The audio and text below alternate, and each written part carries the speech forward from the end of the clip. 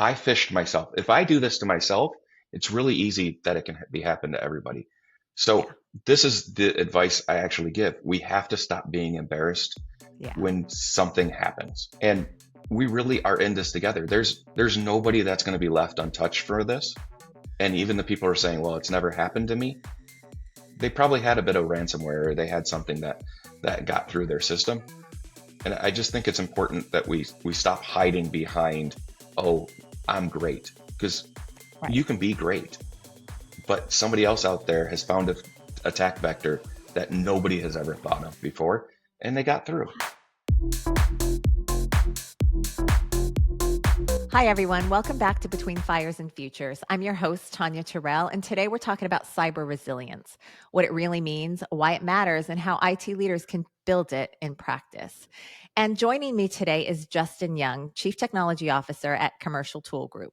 With more than 25 years in IT leadership, Justin has seen both sides of the spectrum, from running enterprise scale systems to leading IT and mid-sized manufacturing, where the risks really are the same, but the resources aren't. He's built his career on striking the balance between resilience and usability, keeping operations running under pressure while cutting through the friction of compliance. And what I love about Justin's perspective is he's not just focused on tools or controls, he's focused on building resilience into the way a business actually operates. Justin, I'm so glad to have you here. Oh, thanks, Thanks for Tanya. That joining was a me. wonderful introduction. Made me sound really nice. That's Well, you fantastic. are. I appreciate that. So you've led cybersecurity teams at both large enterprise Mhm, companies and now at Commercial Tool in the mid-market. What's been the biggest lesson you've carried from one world into the other about keeping a business resilient?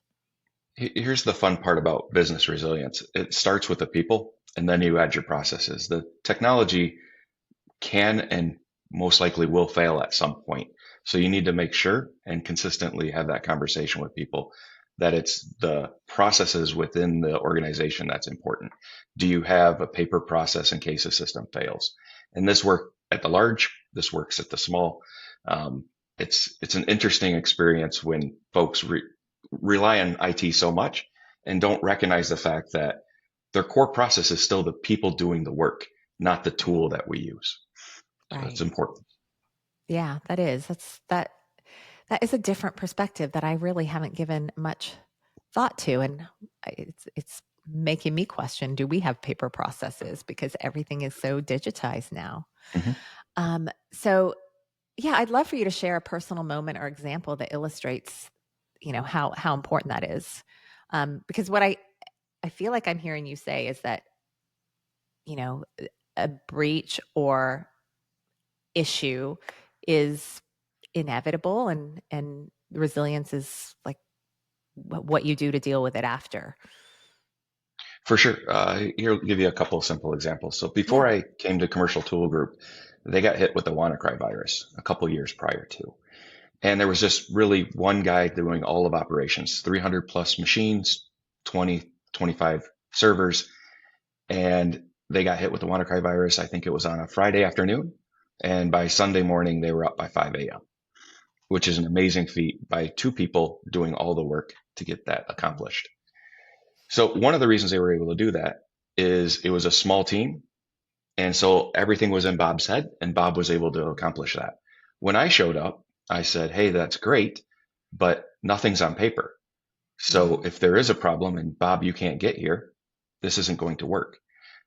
So I'll go back to the real world experience. The Sunday before I started, one of my ERP team members decided it would be a great idea to run his bike into a truck.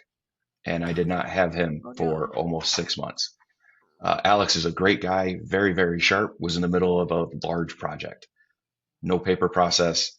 This was it. I was able to use that as an example going forward for the whole company of why these processes are important to actually have written down Right. and have somebody in the backup to be able to handle these kind of things. Right. Yeah. Yeah. That's a Yeah, Alex powerful is okay now, example. by the way. Thank goodness. He's fairly good. Good. Yeah, that is, I mean, that's a powerful perspective. Um, and it really shows resilience isn't about company size or even the tech. It's about mindset and preparation. Hmm.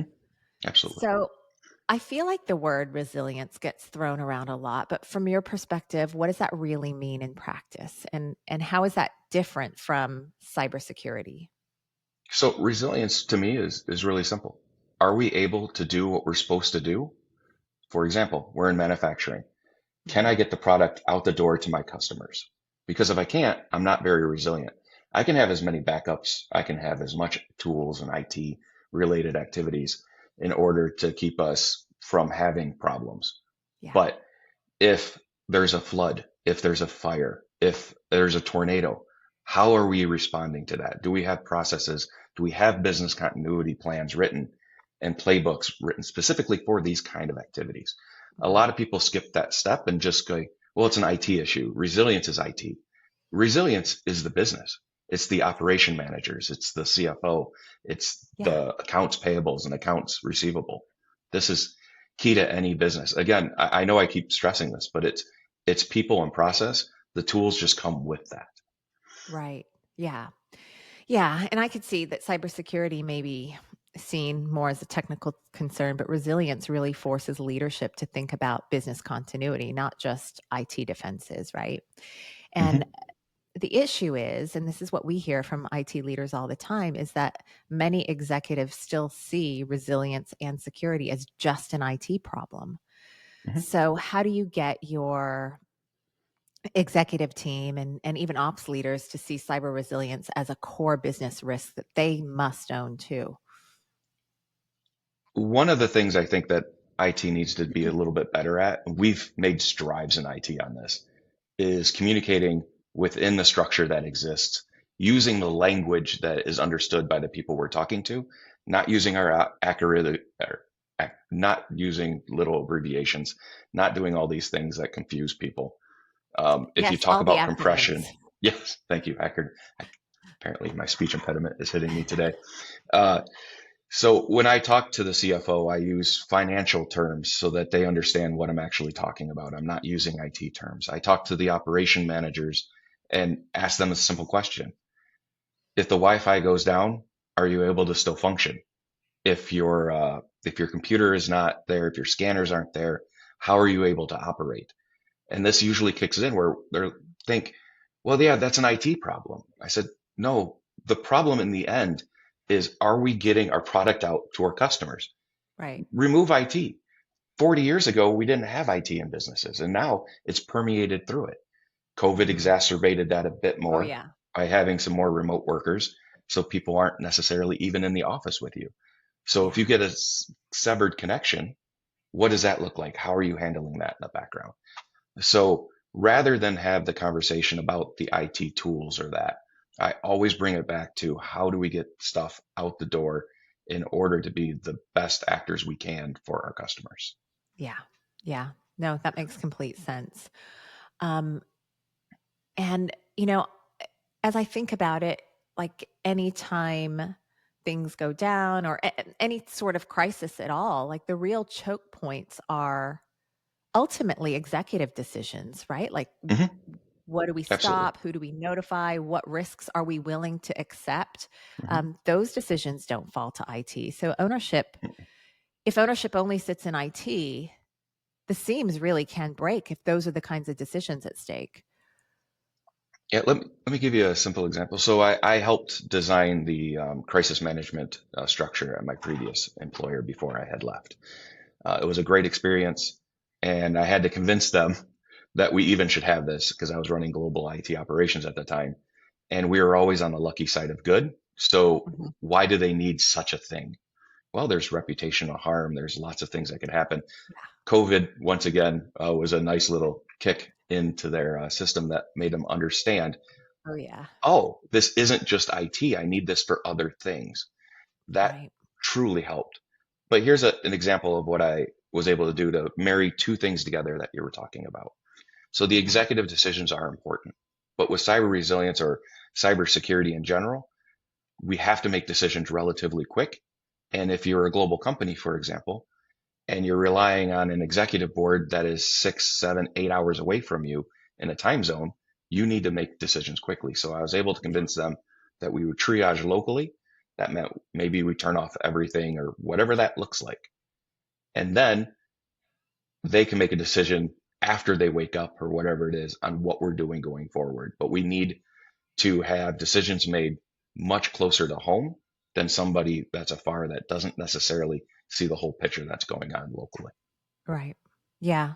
No, that's a great example. And I think when we were talking to plan this episode, one of the Mhm. things that you said, and I think as I kind of dug into the research and stats on this, the industry says we're all in this together. And I heard you say it. Mhm. What does that mean in the context of cyber resilience overall? And how should IT leaders start thinking beyond their own four walls? If you're ever in Grand Rapids and you're at an event that I'm at that's a security event, most likely you're going to hear me do two things. One of them is remind everybody that we're in this together because I'm Mhm. kind of trying to change this culture. Uh, we're not siloed companies anymore. If my vendor gets attacked, that gives me a footprint into my business. If my customer gets attacked, that's another footprint into my business. Here's a good example for that: invoice fraud, right? So if somebody gets into my customer's business and they're able to see what we send as invoices, and so a bad actor is able to replicate that, then send it to all other customers that we have. They're paying invoices that don't exist, and this is all based on somebody else's footprint that I have zero control over. So we need to figure out how to be more clear with each other. We need to actually start raising our hand and say, hey, I was attacked. Here's how I was attacked. And we should Yeah. talk about this so it doesn't happen to you. Because what happens today is we still don't want to talk about our reputation. We're worried about our reputation. Oh, we got hacked. We did something bad. Everybody's going to get hacked. You Yeah. cannot get away from this. So we need to be just more clear with everybody, whether we're talking to CISA or the FBI, Michigan State Police here locally to help us, local businesses. We should just say, hey, here's a problem that happened to me, and Mhm. let's make sure it doesn't happen to you. Yeah. I mean, yeah, that makes sense because we're all so connected, and one weak link anywhere actually can ripple Mhm. everywhere. So resilience has to be collective. So what's your advice to those who, are worried about reputation, who don't want to put their hand up and admit we've been hacked, and have that transparent conversation that allows the resilience to be collective? Like, where does a person start? Uh, I'm going to embarrass myself for a second because I think it's fun. So, like I said, I've led some of these teams before. I've actually fished myself before. I wasn't thinking about it. I was missing some documentation from my manager. I reached out to one of my colleagues and I said, hey, where's this document? He said, oh, it came from the OneDrive from Marcus. So I searched OneDrive, Marcus, and I clicked the link, which was my phishing. So Mm. what I did within the So it company can is I happen to just, anyone. yes, but it's really bad when you do it to yourself. But I was able to use that as an example to everybody else. Hey, look, I fished myself. If I do this to myself, it's really easy that it can be happen to everybody. Yeah. So this is the advice I actually give. We have to stop being embarrassed Yeah. when something happens. And we really are in this together. There's nobody that's going to be left untouched for this. And even the people who are saying, well, it's never happened to me, they probably had a bit of ransomware or they had something that got through their system.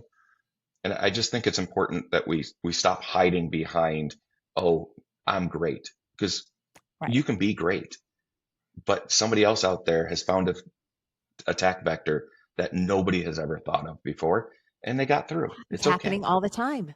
Hmm. And then, I want to go back to something you said, your partners, your vendors, your customers, Hmm. um, they can even be a weak link. Hmm. So how do you evaluate and manage resilience beyond your own company perimeter? Like, what's one step IT leaders can take away to reduce that third party risk? You have to get to know your vendors, and you have to have an actual um, relationship with them. It isn't just a source where I'm getting some type of tool. You need to have that personal connection and make sure that they believe in their company, because if they're just selling it and they're not actually believing in it, it's probably not the right company either. And Hmm. personally, and I'm going to get in trouble for saying this, I know I am, but there's two risks that I am always concerned about. The first one is a company shooting for an IPO, and the second one is a company that is shooting to be acquired, because these Hmm. just add additional attack factors. The IPO is usually very public, and then when you're acquired, you usually have to open up some ports here and there, and people are Yeah. going to poke and prod. So I'm a little apprehensive, but I'm not dismissing these kind of companies out of hand. There's some really good ones. I don't want to name anybody right now because to Don't try want to to get be in somewhat, trouble. well, no, I mean somewhat without being agnostic rather than, but there's Yes. Yeah. a couple of large companies that have had recent IPOs. Some of them I've used before because they're great companies, and I'm not going to get rid of them just because they're going to IPO. But you Right. do need to understand the risks that are ahead when these kind of decisions are being made with your vendors or customers for that Yeah. matter. Yeah. That makes complete sense. And I think what we all need to understand is like you can do all the right things. You can have your Mhm. house totally locked down, but if a vendor or customer leaves the back door open, you're still exposed. Mhm. So, I guess what I'm saying is there's really no ultimate reason for embarrassment. Like everybody is dealing with this, and resilience really just means managing the whole ecosystem, not just your own walls. Yeah, it's managing risk. It's also having the conversation with your insurance companies, making sure that their forensics teams that they use already has your playbooks, understands how your company's ran. Because the worst thing you can do is when you get attacked, scramble to try to tell partners you're using how your system actually functions so that they can help you solve your problem. You need to be upfront on all of these things. Yeah.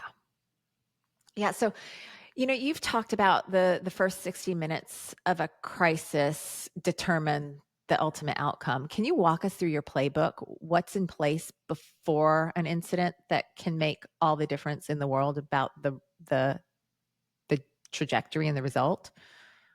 Sure.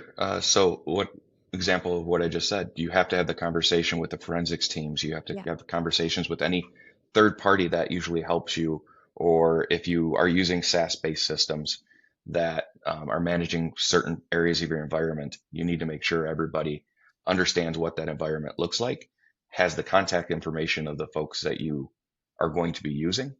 That way you're not scrambling. And then they're your tabletop reads so that you're prepared and you make those as chaotic as you can so that everybody's comfortable with the chaos that will happen when you get attacked because you're not even knowing half the time that you are attacked. An OT system went down over here or an IT system went down over here. What's actually going on? And then you kind of figure it out and then chaos just ensues. Tyson, I Yeah. think, was the one who said, right, you can have a plan all you want until you get punched in the face. It's the Right. same principle. You have that Yeah. plan, but you got to be flexible within that plan. There's the other phrase I like to use all the time, which is uh, I have very strong beliefs loosely held, which Hmm. means you have to be flexible. You could have your convictions, but that conviction changed, you should change with it. Yeah. Be like water, like Bruce Lee Yeah. said. Yes. Water finds Um, its way. yes, Is the that's other one. right. Yeah. Yeah, so you don't want to be figuring out who does what in the middle of a crisis. You've Mm-mm. already lost ground. And just like any other area of life or business, preparation is always the win. Hmm. So you brought up tabletop exercises. Yeah. And I think, I've even heard IT leaders talk about these things as optional. But they're optional until a breach happens. So walk us through like how you run them, who's in the room, what lessons have surprised you the most. And Sure. yeah, yeah, I'd love to hear your perspective on that. So I changed how I did tabletop reads quite a few years ago. I think where we all used to get in a conference room with key individuals, it doesn't work anymore. We've moved the work out further and further away from the central core teams. So Mhm, you actually need a lot more people in the room. So how do you get mhm. more people in that room? Do you have a massive conference room? Not as a small business, we don't. So what you do is you do these things remotely. You use the tools at hand. You use Teams. You use the old sneaker net. There's lots of ways of getting people involved in the tabletop read. What I like to do, like I said, it's my favorite thing is I write a script of how I'm going to handle this tabletop read. And then I take that script and pull out key information to try to lead people to my script, along with Mhm. throwing some chaos. And then I have conversations with a couple people around the organization that I use as chaos agents to kind of throw a little bit more interesting red herrings, I should say, Mhm. into the That sounds like environment. a fun role to have. It is, it is,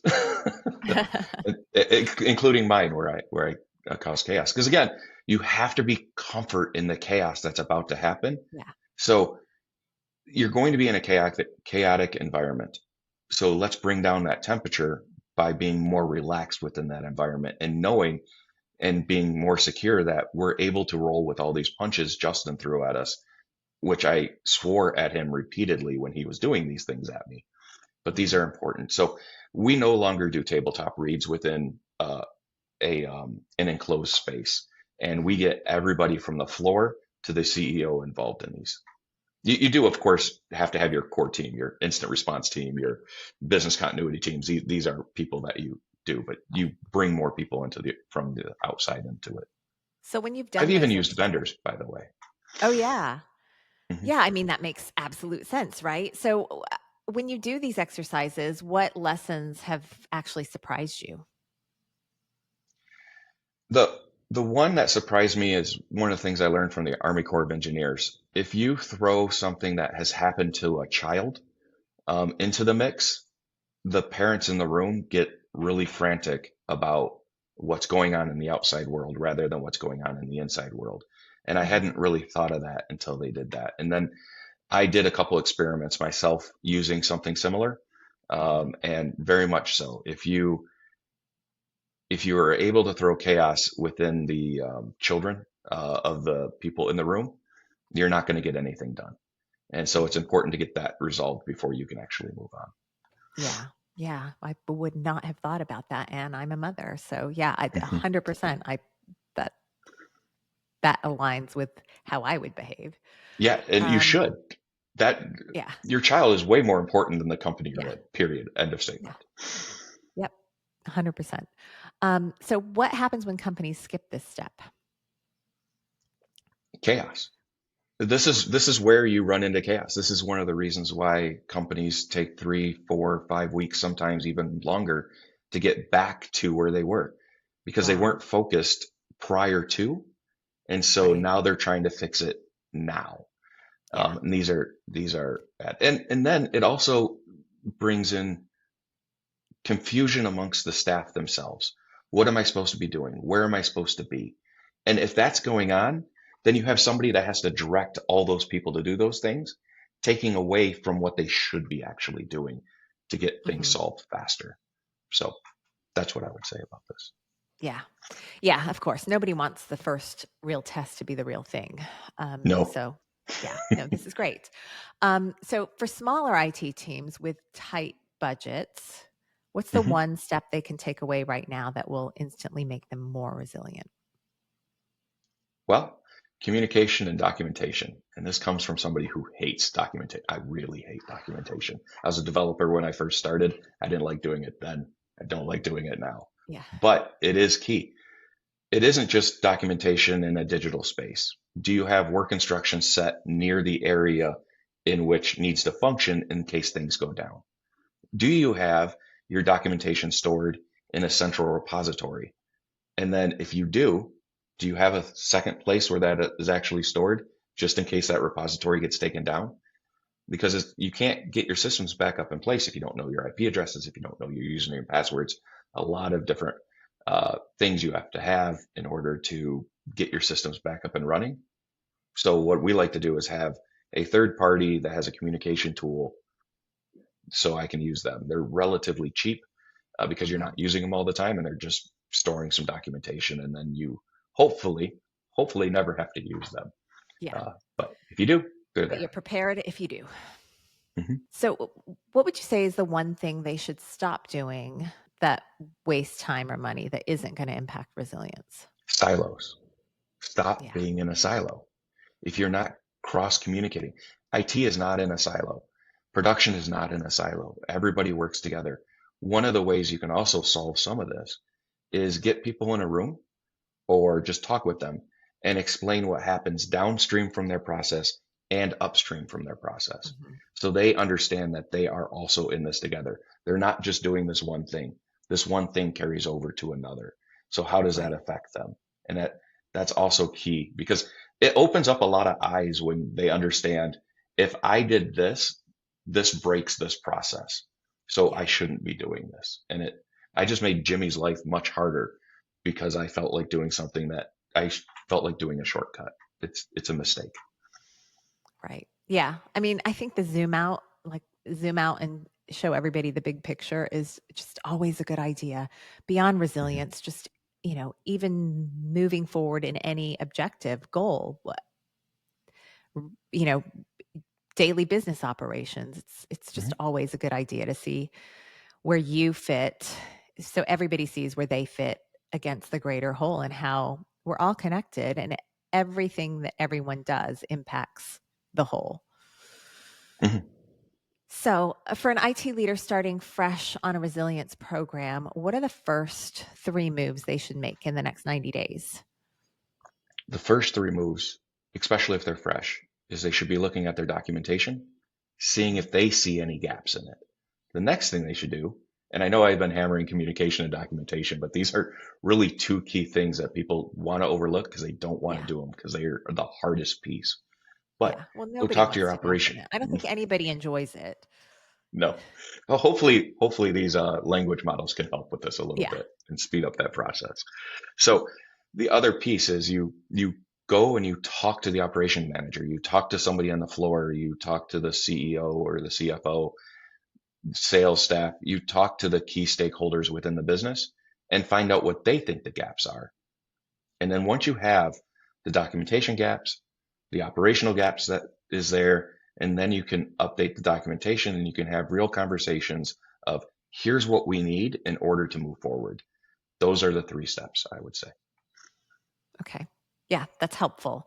And what would you say is one mistake you see IT leaders making when they're trying to get started? Ah, not grasping the concept that they are a salesperson. Everybody is a salesperson. Mhm. What that really means is you need people to buy into the idea of what you're Yeah. actually trying to do, not push the idea of what you're trying to do. If you Mhm. push stuff on people, people naturally just They recoil from resist. it the vast Yeah. majority of the time. So you make them part of it, you make them feel as though they are, and not only feel, but they actually are part Yeah. of the decision making process of what you're actually doing. Because the moment you're pushing things, you're actually not creating resilience. Like you said, No. you're Yeah, actually you're creating creating a barrier. resistance. Yes. Yeah. Yeah. No, I love how simple this makes it. And, I think you've really given a clear plan for what leaders can walk away with from this conversation and go implement, not just another abstract framework. So thank you for that. And then if Yeah. you're looking 5 years ahead, what do you think is going to separate the organizations and IT leaders who thrive from the ones who fall behind? If I had that crystal ball, Tanya, I would be a very, very rich man. We would still be having this conversation for sure because I enjoy this stuff. But look, Well, this is now, this is especially now with AI, it is so hard to predict, right? Like yeah. It's lightning.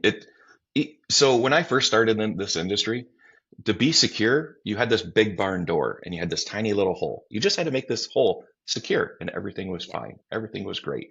Now that's the only part of the barn door that's secure. And you have to figure out how right. to manage these different things. So I couldn't have predicted that. Nobody could have predicted that it would be this much. And famously, every time somebody does make a prediction, they fail usually pretty miserably.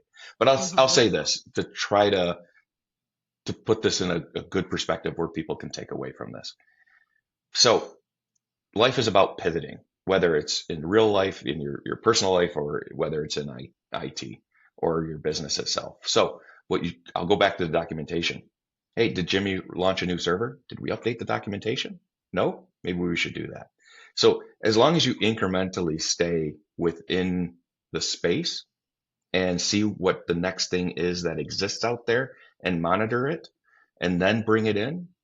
These are the things you have to focus on. You just need to be actively being able to pivot within this structure. In Yeah, IT, everything is about change, right? If you're not changing, you're most likely not going forward either. right. If you're not changing, you're dying. And Hmm. what I really hear you saying is that resilience, it's really about building resilience into the culture of Hmm. an organization. It's, it isn't just IT, it isn't just technology. It's really about building a culture of resilience. Well, Justin, thank you for sharing your perspective and experience today. This has really been helpful, and I think there's some real solid takeaways. And what I really hope listeners take away is that resilience isn't just an IT project; it's a business function, and it's about preparation, ownership, and the recognition that we're really all in this together. And if you're an IT leader, the message is really clear. Don't wait for the breach to figure it out. Start with small wins and preparation and documentation and communication now. Eliminate the silos and bring your leadership team into the conversation because resilience really needs to be the culture of your business.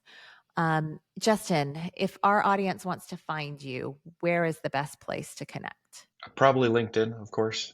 Justin Young. If you're looking at the URL, it's literally just Young Okay. All together. right. I'll share those in the show notes too, so people can reach out directly. But thank you so much for your time and insight. This is hugely helpful. And when I think about just we're a small organization, and I think about the kind of things we're navigating now with several simultaneous AI initiatives and what that means. Um, there is it's a lot. There's a lot of pressure on an Hmm. IT leader's shoulders. So, this kind of content is just so helpful to our community. I appreciate you. I appreciate you letting me have this conversation, Tanya, because I do think IT gets bogged down in tool sets and not the Yeah. people or the process where it that's key. Those two things. If you're just focused on tools, you're also in trouble. Yes. Yeah. And, we speak to quite a few IT leaders who maybe don't have like executive sponsorship or support. And Hmm. IT tends to take the blame when things go wrong, but don't get the support to build what needs or the budget to build what needs building. And that's part of one of the reasons we want to do these podcasts is it's helpful, and we'll break these out into clips and share them on LinkedIn as well, because sometimes it's helpful to just go take and play a clip to your CFO or CEO, Hmm. COO. So, and I think this was one of those conversations that for those IT leaders who just are not getting the buy-in of the business, I love that you highlighted they're a salesperson. They have to get buy-in, sell the idea, and get buy-in uh, and sponsorship. And I think some of what we talked about today is going to help with that. So, I really appreciate you coming on and talking. Yeah, thanks, Tanya. Yep. Appreciate you. Thanks, everyone. Thanks for listening.